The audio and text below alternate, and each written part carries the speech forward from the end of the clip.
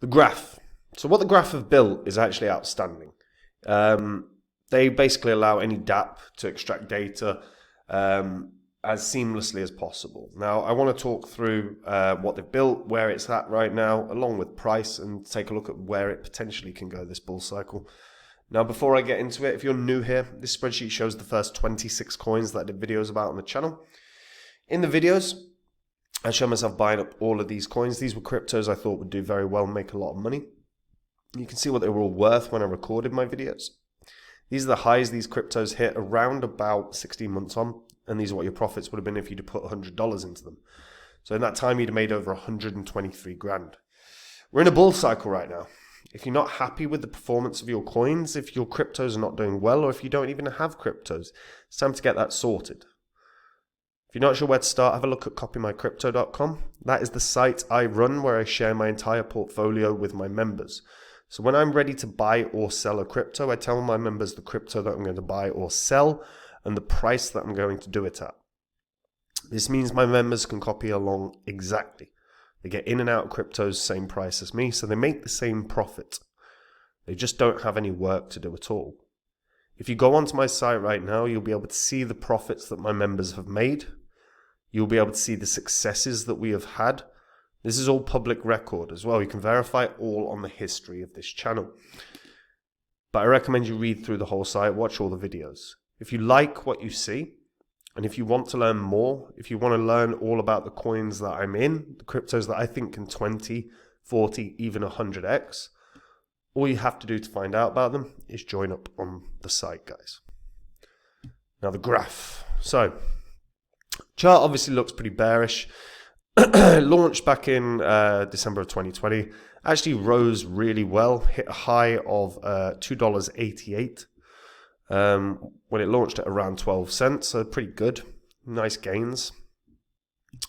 Now, the Graph work with some of the biggest cryptos in the world. They are an indexing protocol. So it's for querying data for networks like Ethereum and IPFS, and it powers dApps in both DeFi and Web3. So anyone can build and publish open APIs called subgraphs, and the application can query using GraphQL to retrieve blockchain data. They also have a hosted service in production that makes it easy for developers to start building on the Graph, and the decentralized network will be launching later this year, although that is now completely true. They have launched. The Graph supports indexing data from Ethereum, IPFS, and POA, and more networks have since been added. Now, there's over 3,000 different subgraphs that have deployed by thousands of developers for dApps like Uniswap, Synthetics, Aragon, Aave, Genesis, Balancer, LivePeer, DAOstack, Decentraland, and more. And their usage has grown hugely. I mean, they hit incredible amounts of queries on a daily basis, let alone a monthly and yearly basis. The global community is massive as well. They have over 200 indexer nodes in the testnet, more than 2,000 curators in the curator program, and this is all, from 4 or 5 years ago now. They raised a huge amount of funds as well when they launched. The investors were Coinbase Ventures, DCG, Framework, Parify Capital, Coin Fund, DTC, Multicoin, biggest names, right? And they also completed a public token sale with participation from 99 countries that didn't include the US. So they raised, again, of 25 mil. Pretty good. The founders are, certainly the co-founding team, is Yaniv Tal, who's project lead, Brandon Ramirez, who was the research lead, and Yanis Polman, who was the tech lead. They have engineering backgrounds, have worked together for 5 to 8 years. Tal and Ramirez studied electrical engineering at USC and worked together at MuleSoft, which is an API developer tools company that underwent an IPO and sold to Salesforce. Salesforce is a massive company as well. When we take a look at the Graph now, you can actually see all the subgraphs that are up and running.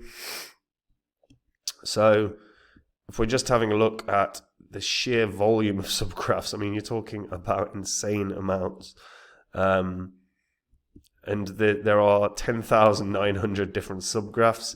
If you're talking about queries as well, you're talking about insane numbers. I mean, queries on a daily basis just from Uniswap version 3 is over 1.4 million. Absolutely incredible. Absolutely incredible numbers. Over the course of time, they have had, well, I think we've got the number somewhere, but I think it's in the, trillions now. 1.27 trillion queries. That is staggering.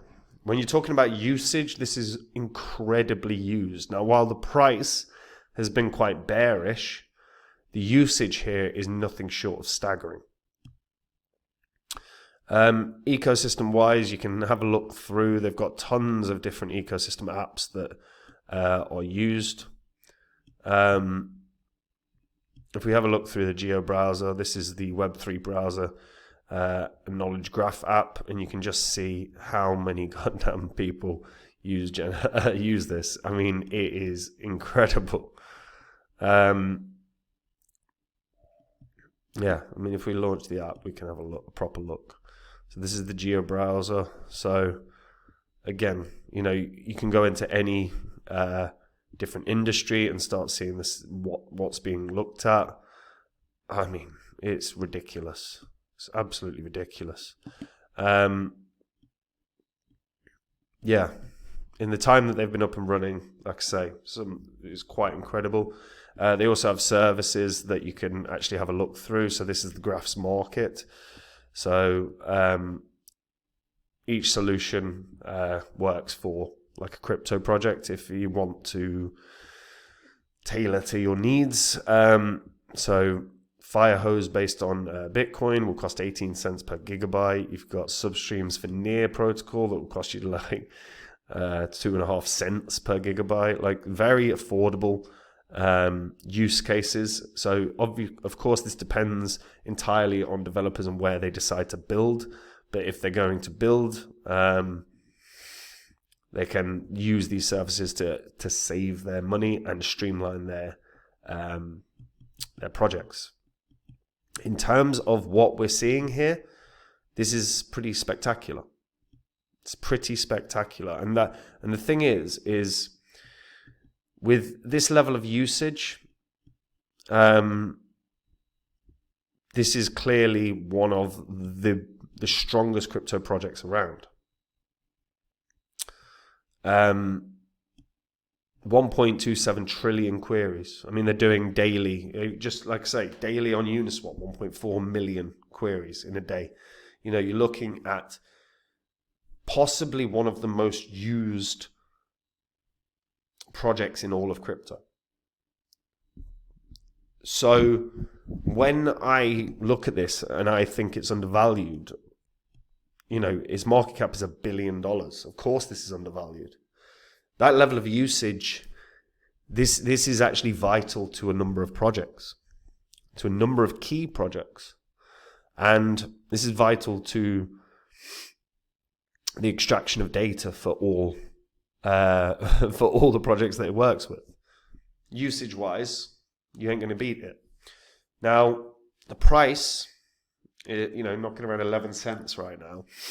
For me, this is hugely undervalued. The question is data attractive enough? Now, data isn't a sexy topic. It isn't an interesting topic for most people. But the reality is data is where the money is. The biggest companies in the world make money with data more than anything else, more than the products they sell. You look at Apple, you look at Meta.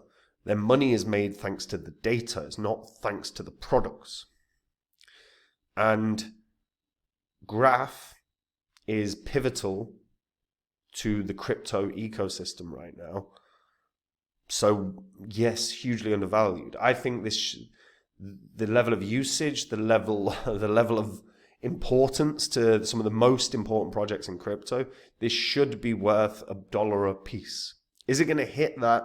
That's a big question. I'm not sure data is going to be attractive enough to retail investors, but the reality is that if we just see another